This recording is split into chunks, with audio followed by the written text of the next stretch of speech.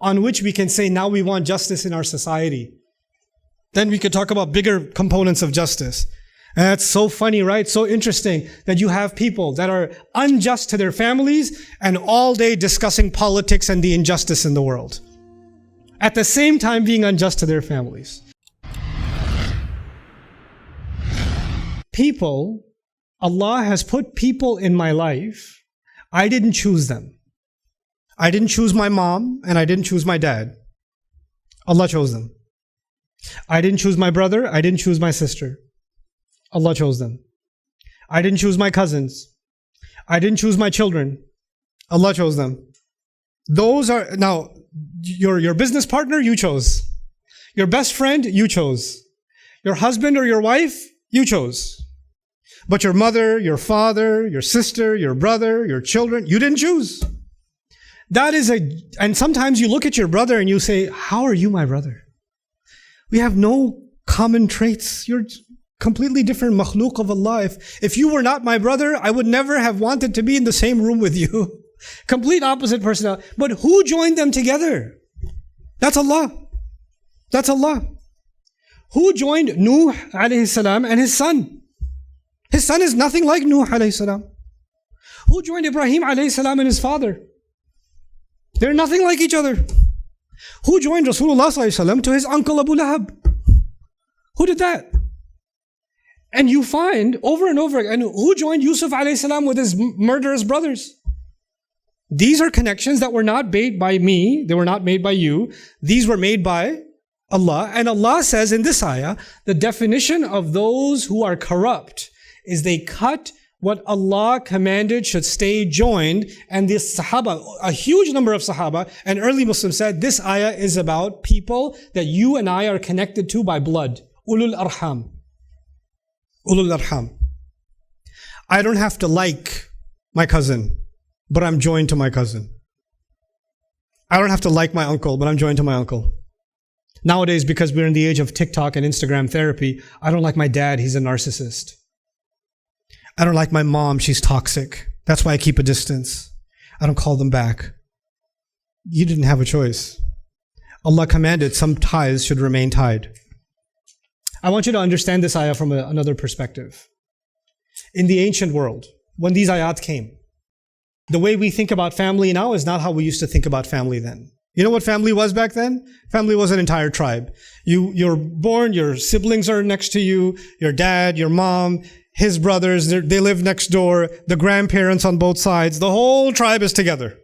There's a large family unit, and all of these are ulul arham for you. All of them are blood ties. Now that's why tribal identity was very strong. But in the modern world, with nation states, with new capitalism, what's happened? We created a hyper-individual society. In big cities, in large metropolitan centers like New York or Sydney or, places like that, or even like Hong Kong and other cities, people leave the village and they go for a university or they go for a job, right? And they leave their parents in the village and they go get a job. And so you have a bunch of people that are single or they just got married and it's just husband and wife, maybe husband, wife, child, maybe that, and that's the new family. And when do you see your parents? Maybe I'll call them on the weekend. When do you see your cousins? Maybe every other Eid or something. So the family became separated. And that's part of the design of the new nation state is they don't want you to have a close connection with your family. They want you to think of your identity as an individual, not as a family. To cut it as much as possible. So now there's all these, in modern culture, you'll have all these movies about family visiting during Christmas or whatever. And there's always drama and problems. I hate it because my family's coming over. Because family's a problem. Family's a burden. My uncle's crazy. My mom this, my dad that, my brother this. Oh my God, I have to put up with them. They're going to be in my house, etc., etc., etc. This is the new hyper-individualistic mentality. What did the Quran give us? Allah said their family ties, they should never be cut. In fact, the way the Arabs understood this back then when the ayat were revealed, they already had family ties. And what Allah is saying is keep the family ties. Don't let them break. Don't let drama generate inside the family where two brothers have a fight with each other and now I'm never going to talk to you again. I don't want to deal with you again. And the idea that families will always have problems with each other is also a reality in the Quran. The first murder in the history is one brother killing the other. Habil and Qabil. There are brothers that are trying to kidnap and, outcast a child and throw him in a well in the Quran. There's a father who's agreed to throw his own son into a fire, like Ibrahim alayhi salam, his father. This has happened. Family dynamics are ugly, even in the Quran. So what is Allah teaching us? Allah chose one of the biggest tests in my life and one of the biggest tests in your life to be the people that are tied to you by blood. They're the biggest test for you. They're one of the biggest tests for me. They were some of the biggest tests for the prophets of Allah. Alayhimu salatu wassalam. One of Ibrahim alayhi salam's biggest tests was his father. Yusuf alayhi salam's biggest test was his brothers. Yaqub alayhi salam's biggest test was his sons. Nuh alayhi salam's biggest test is his own son. Rasul sallallahu alaihi wasallam, one of his biggest tests is his own uncles. Family, family, family, family, over and over again. And yet Allah says, some things should stay joined. Some things should stay joined. Now, how do you keep the ties of family together at the same time when you have someone like Abu Lahab? That's what I want to talk to you about a little bit. You see, everyone, because there's a new term in gaming psychology called main character syndrome. Some of the young people here might be familiar. I'm the main character in my own story. Everybody else is an NPC. Right? Everybody else's background, everybody else is either the villain or a boss or whatever. I'm the victim. I'm the hero. Everything's happening to me. Everybody else has a problem. So if you hear a khutbah about jealousy, you're like, oh man, I wish my cousin was here. He's got a jealousy problem. If you hear a khutbah about anger, oh, I wish my dad was here. He's got such an anger issue. If you hear a khutbah about arrogance, oh my God, my sister, I wish she was here. If you hear a khutbah about gratitude, oh my God, I wish my wife was here. She needs to learn about gratitude. Every time you hear about something, it's not about me. Everybody else has the problem. I'm the only one that doesn't have the problem. And the other people that you are thinking about, they think exactly the same way. They think they have the sabr, they have the shukr, they have the peace, they have the justice. You're the problem. Everybody's become the main character. And in doing so, we easily say, oh, my dad is just like Fir'aun. Or my son is like the son of Nuh alayhi salam. Easy to make somebody else the villain, right? You don't know what they said that one time. You don't know what they did that other time. Yeah, they may have done things. It's possible. They may have done those things. But you know what? Nobody's defined by their mistakes. Nobody's defined by them. And even though we don't give anybody a free pass, at the same time, you don't get to just disqualify a relationship and end a relationship because something upset you or upset me. We don't get to do that. You can walk away from a business partner because that's a business partner you chose. You can walk away from a customer or a salesperson because those are your choices. In fact, in the Quran, you can even walk away from a marriage because it's a contract. You can walk away from it. You can't walk away from your brother. You can't walk away from your father. You can't walk away from your mother. You can't walk away from your child. Why not? Because you didn't choose them. That's something Allah joined. And the people who break that are the first definition of the fasiq. Now, what did I tell you about the fasiq in the beginning of this khutbah? They are the ones who make a joke out of the ayat of Allah. They are the ones that have corruption deep inside. They are the ones that don't deserve the guidance of Allah. Imagine that. The reality of this is that there are two extremes. In the old times, there used to be tribe systems, big families, large, joint family systems, right? Tribal life. And in tribal life, what happens is the elder has the most authority. So if the elder has a big ego, then he will do all kinds of injustice in the family and nobody can question it. Why? Because he's the elder. He will tell a son, don't talk to this one. Cut those people off. Take the money away. Kick this one out of the house. And everybody has to follow. What did Allah say? Allah said, even when there is a tribal hierarchy, you don't get to break those ties just because He told you. Nobody can tell you to break a tie. You have to go rebel against the elder of the family to keep the ulul arham. Sometimes you have to do that. Even that was a revolution. But in the modern world, we have a new problem. Sometimes we don't have that kind of authority in our families because we're living in different continents. We don't have that. We have a new kind of problem. We have people that have a grudge against each other. We have a grudge against each other. There are men, for example, that have children from different marriages. And the mothers of those children or the families of those children are being trained. They're training those kids to hate each other. Those kids are tied to each other by blood. By blood. And when someone is telling them to not connect with each other, not talk to each other, cut each other, all of that, what are they doing? They're doing exactly what Allah described when He said, وَيَقْطَعُونَ مَا أَمَرَ اللَّهُ بِهِ أَنْ يُوصَلَ. They're cutting what Allah commanded to keep joined. There are people who two brothers had a fight. Long time ago, they were doing a business together, they had a fight. Now they don't call each other, they don't talk to each other or whatever, right? Now both of them have children. And those children are cousins with each other. They have a ulul arham relationship. And in fact, you should be good to your uncle also. In a hadith about the maternal aunt, al-khalatu fi halat al-um, Rasul Sallallahu Alaihi Wasallam said, your mother's sister has the same status as your own mother. Fi halat al-um. Another narration that Al-Qurtubi mentions, if you didn't walk to your family member, walk over to them and you didn't help them, then you've cut the ties. That much expectation. But now you have, I can't talk to my cousin because if my dad finds out, he's going to be really mad. Because we're supposed to stay away from that family at all cost. Who are you to cut someone off from that family? Who gave you that right?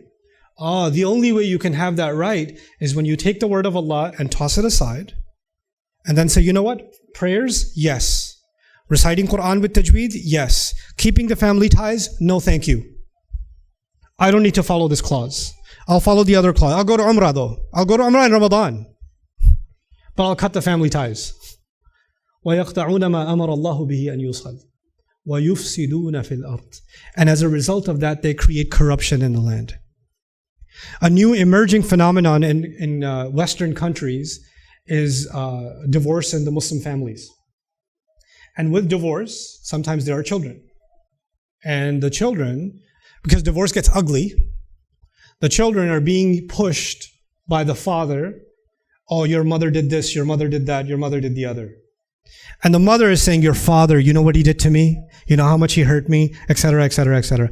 Now the child is being ripped apart. This little child is being ripped apart. His fitrah says, I should respect and honor my mother, and I should respect and honor my father.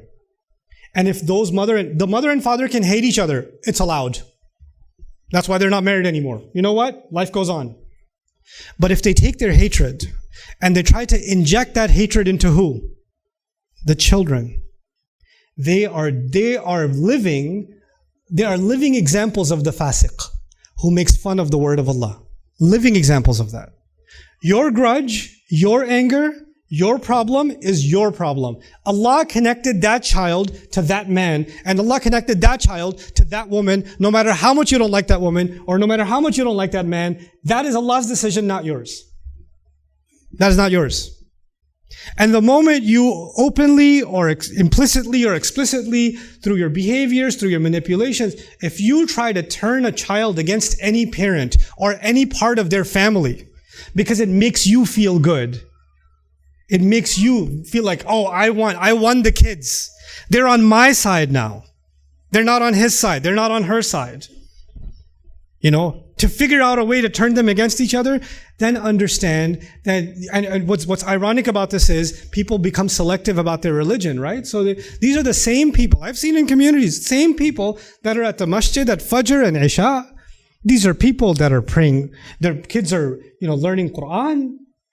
The women are observing the Islamic dress code. They're going to Hajj and Umrah. Everything is so Islamic on the outside, but these words of Allah that are like literally in the beginning of Surah Al-Fatiha are being violated every single day and being mocked every single day. What religion is this? What Islam is this? Islam of appearances? Islam of rituals and no practice? This is Allah describing أُولَٰئِكَ هُمُ الْفَاسِقُونَ. Those are the ultimately corrupt. وَيَقْطَعُونَ مَا أَمَرَ اللَّهُ بِهِ أَنْ يُوصَلَ وَيُفْسِدُونَ فِي الْأَرْضِ أُولَٰئِكَ هُمُ الْخَاسِرُونَ. Those are the ultimate losers. Why did Allah mention losers at the end? This is what I'll leave you with. Because people that cut family ties, they think they have some kind of victory. I was able to make a son hate their father. I won. I was able to make my daughters or my children hate their mother. I won. They like my side of the family more. They hate, sometimes people they're not even divorced. They're married, but the mother is able to turn the kids against the father side of the family, or the father is able to turn the kids against the mother side of the family, and the father feels like he won. Every Eid, they don't want to go to mom's side. They want to come to my side of the family. They want to be here. They don't want to be there. Yes, I win. Allah says, أُولَٰئِكَ هُمُ الْخَاسِرُونَ. Those are the ultimately corrupt. When you see this kind of thing happening, this is the last comment I make, please take it seriously. When you see this happening in your family, I don't care if it's your father doing it. I don't care if it's your mother doing it. I don't care if it's your older brother doing it or your whoever's doing it in your family. Whoever's doing it in your family. What is the expectation from you? What should you do? Allah says, وَلَا يَجْرِمَنَّكُمْ شَنَآنُ قَوْمٍ عَلَىٰ أَلَّا تَعْدِلُوا. Don't let your hate for another group of people keep you from being just. It doesn't matter how much you hate someone, you cannot be unfair to them. It doesn't matter. اعدلوا. Be just. هو أقرب للتقوى. It is the closer thing to taqwa. Allah says, يا أيها الذين آمنوا اتقوا الله وقولوا قولا سديدا. Believers, be mindful of Allah and say things in a straightforward way. Dad, that is wrong. Straightforward. Mom, that's evil. Straightforward. We're not going to listen to you because those are family ties.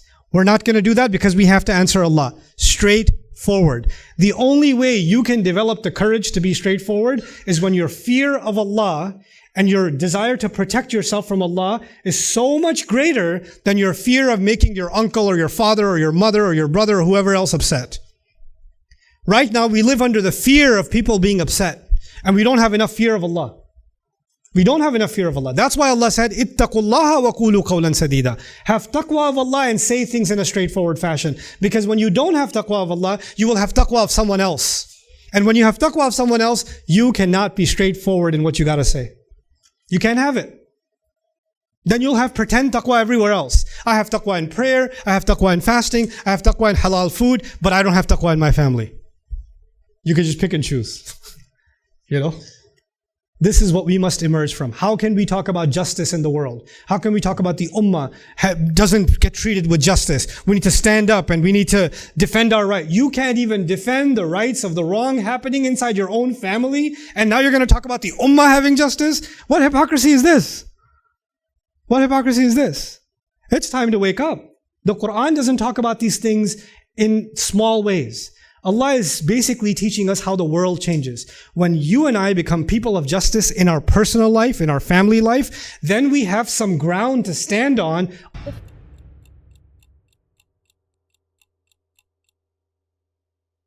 which we can say, now we want justice in our society. Then we can talk about bigger components of justice. And that's so funny, right? So interesting that you have people that are unjust to their families and all day discussing politics and the injustice in the world, at the same time being unjust to their families.